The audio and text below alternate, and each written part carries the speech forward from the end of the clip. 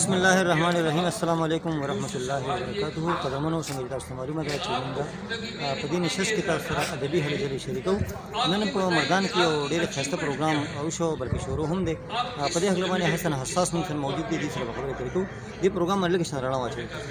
ډېر مننه جوهر صاحب چې تاسو سره زما ملګرو سره مخامخ کړو موردونکو سره. دا پروګرام د دوه کتابونو مخکتنې دی، یو د حسین افغان صاحب او بل د ګوهر نوید صاحب چې هغې د خپل احساس ولې ادب کې د پښتونخوا کې د اردو ادب کې د پښتنو لیکوالانو حساب هغې باندې ګوهر نوید صاحب کتاب لیکلی، تاریخي کتاب دی او کوم چې د دې کتاب نوم دی صوبه خیبر پښتونخوا دی، اردو ادب دی پښتونو کا حصہ. دا کتاب یو ډېر مهم کتاب دی. هلته په 2006 کې د کتاب وړومبی ایډیشن دی امې کار شروع کړو او په هغه ټیم کې زه ګوهر نوید صاحب په موټر سایکل باندې تر نوخاره پورې د مردان مختلفو سیمو پورې لایبرري باندې ګرځېدلي وو. د هغې تاریخ مو راغونډولو.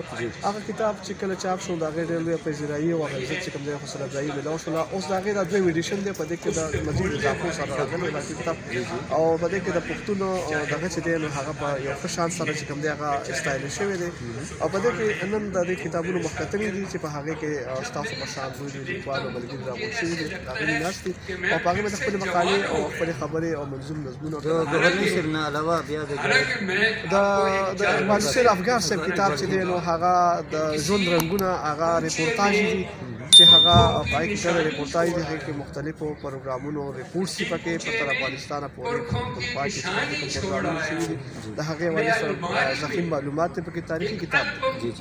ډېره مننه. د انګریز اول موږ سره موجود تاسو دې بسم الله الرحمن الرحیم. د شاهانو ورته لال جواهر وي د ادب د خاوندان د زړه.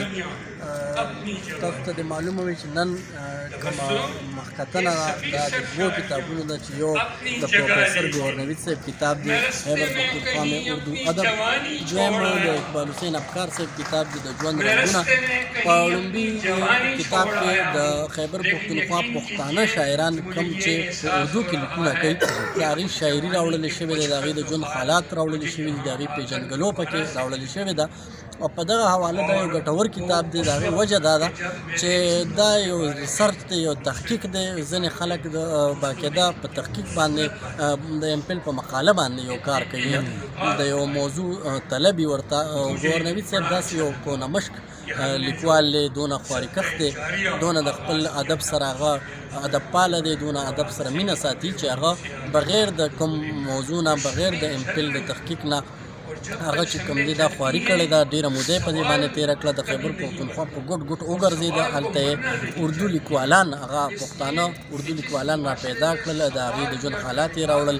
په دې کې څه داسې بلکې ډېر داسې شاعران دي چې د هغې دا لیکونه د مخکې چاپ نه وو، دا اوس چاپ سره ووتل او باقاعده تاریخ حصه شو.